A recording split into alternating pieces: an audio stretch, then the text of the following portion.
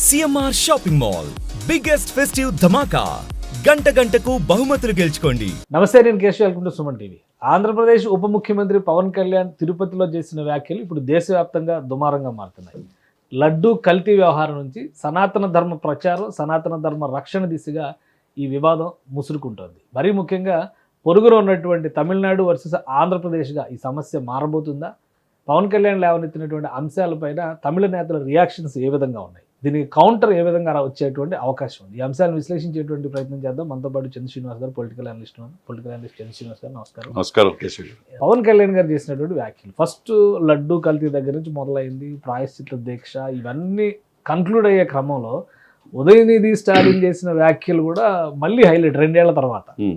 దీనిపైన విభిన్నమైనటువంటి అభిప్రాయాలు వస్తున్నాయి. ఉద్దేశపూరితంగా రాజకీయంగా రెచ్చగొట్టే ప్రయత్నాలు చేస్తున్నారు, మతాల మధ్య లేదా అంతర్గతంగా చిచ్చు పెట్టేటువంటి ప్రయత్నం చేయాలి, ఇలాంటి విమర్శలన్నీ వస్తున్నాయి. ఏంటి అసలు జాతీయ మీడియా కూడా దీనికి చాలా ప్రాధాన్యం ఇస్తుంది. డెఫినెట్గా అంటే మొదటి నుంచి కూడా ఏంటంటే సనాతన ధర్మ పరిరక్షణ అనేది కరువు అయిందనేది అందరి ఆవేదన.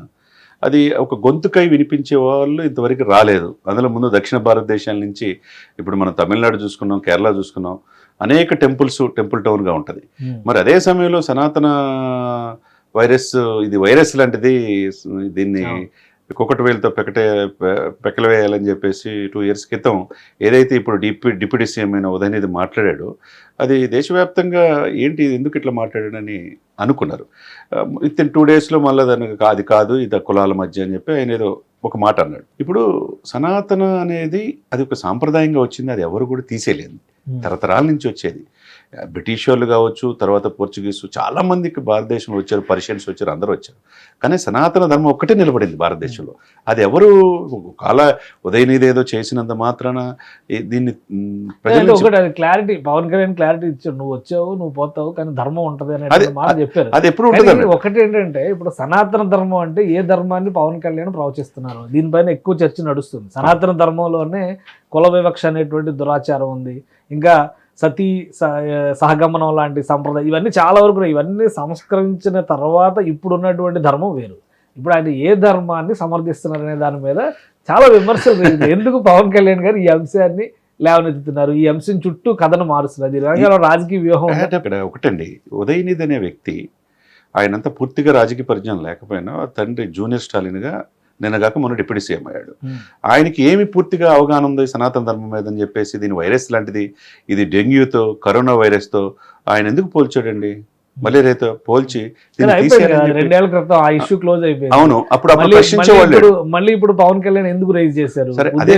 అదే సమయంలో ఆయన ఉద్దేశించి కావచ్చు, 2 రాహుల్ గాంధీ కూడా అయోధ్యలో రాముడు వారి ప్రతిష్ఠ జరుగుతుంటే ఎంత వ్యంగ్యంగా చేశాడు. నేను ఇప్పుడు ఉన్నాను, నాకు డిప్యూటీ సీఎం కాదు, రాజకీయాలు కాదు, ఇదే ధర్మరక్షణ పరిరక్షణ బోర్డు, సనాతన ధర్మ పరిరక్షణ బోర్డు ఏర్పాటు చేయాలి జాతీయ స్థాయిలో, దీనికి ఫండ్స్ ఇచ్చేయాలి, ప్రతి రాష్ట్రంలోని ఇది ఉండాలి అని చెప్పేసి ఆయన లేవనెత్తుకున్నాడు. అంటే ఇక మీద నేను మాట్లాడితే వాళ్ళతో దేనికైనా సిద్ధం అని చెప్పేసి అవకాశం ఉందా? దేశంలో అన్ని రకాల మతాలు, కుల అంటే ఒకటే, బయట నుంచి వచ్చిన మతాలు పక్కన పెట్టండి, మనం అంతర్గతంగానే చాలా మతాలు ఉన్నాయి. అవునండి, బౌద్ధులు కానీ, జైనులు కానీ, సిక్కులు ఉన్నారు, పుట్టినటువంటి మతాలే చాలా ఉన్నాయి. సో ఇవన్నీ కలిపిన ఫ్యాబ్రికే కదా ఈరోజు ఇండియా అంటే అనేటువంటి అభిప్రాయం ఉంది. మళ్ళీ సనాతన ధర్మం మళ్ళీ మూలాల్లోకి వెళ్ళడం అనేది, ఇప్పుడు ఈవెన్ ద్రావిడ పార్టీలు అన్నీ కూడా ధర్మం పరంగా విభేదించినా కానీ సంప్రదాయ పరంగా చూస్తే వాళ్ళు ఆచరించేది ఈ దేశ మూల సిద్ధాంతాల ఆధారంగా వచ్చినటువంటి అంశాలపైన. సింపుల్ సార్, ఇప్పుడు పవన్ కళ్యాణ్ గారు ఇప్పుడు లేవనెత్తింది కాదు, ప్రతిరోజు కూడా ఆయన దశాబ్దంలో అనేక సార్లు మాలేసుకుంటాడు, వారాహి హోమవారి దీక్ష చేపట్టాడు, హోమాలు చేస్తారు, రాష్ట్ర ప్రజలు బాగుండాలని కోరుకుంటారు. మళ్ళీ 11 రోజులు ప్రాయశ్చిత్త దీక్ష చేసుకున్నాడు, విరమించుకున్నాడు. తిరుమల సాక్షిగా ఎందుకు ఆయన చెప్పాడంటే, దీని మీద ప్రతిదానికి దాడులు జరుగుతున్నాయి. 219 దేవాలయాల మీద, హిందువుల మీద దాడులు జరిగితే ఎవరు ప్రశ్నించేవాళ్ళు లేరు, మనకంటూ ఒక రక్షణ లేకుండా పోతుంది. అదే గనక ముస్లింస్ మీద దాడి జరిగినా ఏదైనా ఇంకొక విషయం రాజుకుంది కదా, ఆయన ఎవరో ఎక్కడో అయోధ్యలోనే ఎక్కడో కామెంట్ చేసి, కాన్పూర్లో కామెంట్ చేశారని పాత బస్తీలో ఆందోళన జరుగుతుంది. ఆ ఇంటిగ్రిటీ అసలు ముందు హిందువులో ఉందా? అదే హిందువులో లేదనేది ప్రశ్నించారు. మీరు మేల్కొనండి, 80% ఉండి 145 కోట్లతో జనాభాలో 100 కోట్ల మంది ఉండి మనం ఏంటి ఈ మనకంటూ సేఫ్ లేకపోతే ఎట్లా అనేది భావన. ఇదే సమయంలో మీరు అన్న పాయింట్ ఆఫ్ వ్యూ అంటే సనాతన ధర్మాన్ని చాలా ఇదిగా మాట్లాడిన ఉదయనిధి వాళ్ళ ఇంట్లో వాళ్ళ అమ్మగారు దుర్గా గారు, ఆమె తిరగని గుడి లేదు. అంత శాస్త్రోక్తంగా హిందూ సనాతన సాంప్రదాయాన్ని గౌరవిస్తారు. అదే సమయంలో స్టాలిన్ అంతకుముందు కరుణానిధి గారు 5 సార్లు ముఖ్యమంత్రి అయినా ఆయన ఎప్పుడు వేద పండితుల ఆశీర్వాదం తీసుకుంటాడు. ఆయన నాస్తికుడు కూడా వేద పండితుల ఆశీర్వాదం, వాళ్ళ ఆవిడ కూడా హిందూ సనాతన సంప్రదాయాన్ని గౌరవిస్తుంది. ఇప్పుడు అలా గౌరవించకూడదు, ఇది వైరస్తో పోలిస్తే ఇది ఏ విధమైన సంకేతం ఇస్తారు? వేదాలు ఏం చెప్తున్నాయి, ఉపనిషత్తులు ఏం చెప్తున్నాయి? సీట్ ఆఫ్ గవర్నెన్స్ అంటారు కదా, జగన్మోహన్ రెడ్డి గారు చెప్పినట్టుగా సీఎం కుర్చీలో కూర్చున్నారు కాబట్టి ఆశీర్వచనం అనేది ఆ సంప్రదాయాన్ని గౌరవిస్తూ తీసుకుని ఉండొచ్చు. సార్, వేదాలు ఋగ్వేదం, యజుర్వేదం, సామవేదం, అధర్వవేదం, వేదాలు ఏం చెప్తున్నాయి, తర్వాత ఉపనిషత్తులు ఏం చెప్తున్నాయి అనేది దాంట్లో పూర్తిగా వెళితే హిందూ సనాతన సాంప్రదాయం గొప్పతనం తెలిసింది. ఈ గొప్పతనం తెలియకుండా ప్రతి ఒక్కరు కూడా హిందువుల మీద ఏదన్నా కానీ ఏముండవు కేసులు అనే పాయింట్లో అదే ముస్లిమ్స్ మీద తిరిగితే ఇది పెద్ద జాతీయ ఇష్యూ, ఇది ప్రపంచ ఇష్యూగా మరులుస్తారు. అదే ఎందుకు పక్క రాష్ట్రంలో తమిళనాడులో అనేక దేవాలయాలు పుణ్యస్థానాలు లేవా? మనం అక్కడికి వెళ్తలేదా? తంజావూరులో బృహదేశ్వరానికి వెళ్తలేదా? కేరళలో అనంత పద్మనాభస్వామి టెంపుల్కి వెళ్తలేదా? మరి ఇంత టూరిజం డెవలప్ చేసుకోవడానికి హిందూ సనాతన సంప్రదాయాన్ని గౌరవించుకుని హిందువులంతా ఆ ప్రాంతం వెళ్ళినప్పుడు వాళ్ళు ఎందుకు ద్రవిడిజం లేకపోతే మేమే గొప్ప అనే ఇదితో సనాతన సాంప్రదాయాన్ని వైరస్ లాంటిదని పోలిస్తే హిందువుల మనోభావాలు దెబ్బతీసినట్టు కాదా? అంటే హిందువుల మనోభావాలు విలువ లేదు. అదే కదా, రాజకీయ నాయకులు విలువ లేదు. తమిళ రాజకీయ ఇప్పుడు ఎవరో ఒకళ్ళు ఎప్పుడో ఒక చోట రావాలి సార్. ఈ రోజు మీరు అన్నట్టుగా నేషనల్ మీడియా అంతా అన్ని ఛానల్స్ కూడా ఎన్డీటీవీ కావచ్చు, ఇండియా టుడే కావచ్చు, రిపబ్లిక్ ఛానల్ కావచ్చు, టైమ్స్ నౌ కావచ్చు, అన్నిట్లో కూడా పవన్ కళ్యాణ్ గారు ప్రశ్నించింది కరెక్ట్ అని ఎందుకు చెప్తున్నారు? ఆయన వ్యక్తిగత ఏమైనా వస్తుందా?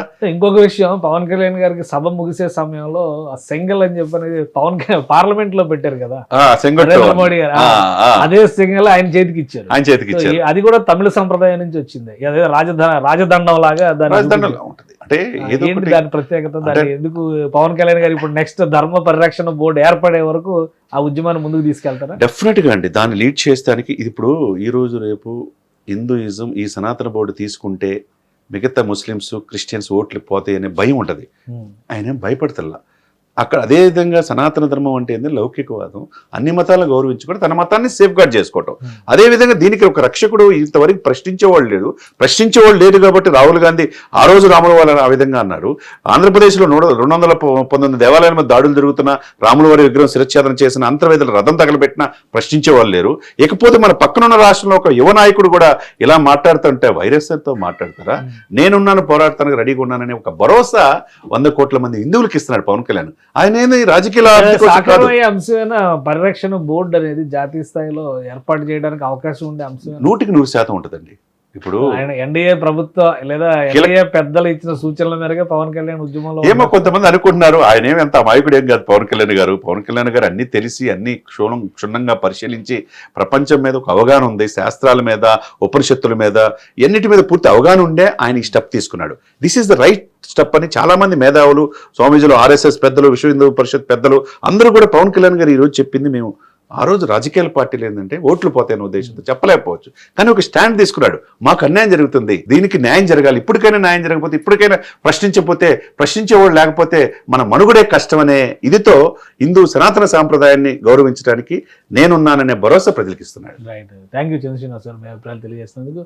ఇది పవన్ కళ్యాణ్ చేసినటువంటి వ్యాఖ్యల వెనుక పెద్ద వ్యూహమే ఉందని చంద్రశ్రీనివాస్ గారు అంటున్నారు. అలానే ముఖ్యమైనటువంటి అంశాల పరంగా చూసినప్పుడు దక్షిణాది తమిళ సంప్రదాయాలపైన దేశవ్యాప్తంగా విస్తృతమైనటువంటి ప్రభావం ఉంది, ప్రాబల్యం ఉంది. అటువంటి విషయాల్ని గౌరవించేటువంటి క్రమంలో తమిళ రాజకీయ నాయకులు కేవలం ఓట్ల నాటకాలను మాత్రమే ఆడుతున్నారు. పవన్ కళ్యాణ్ నేరుగా ఓట్లతో సంబంధం లేకుండా మూల సిద్ధాంతాలను కాపాడేటువంటి వ్యూహంలోనే సనాతన ధర్మ ప్రచార బోర్డు అనేటువంటి అంశాన్ని లేవనెత్తారని చంద్రశ్రీనివాస్ గారు విశ్లేషిస్తున్నారు. ఇది special discussion. Keep watching. Suman టీవీలో మీ పర్సనల్ అండ్ బిజినెస్ ప్రమోషన్స్ కోసం కింది నెంబర్కి కాంటాక్ట్ చేయండి.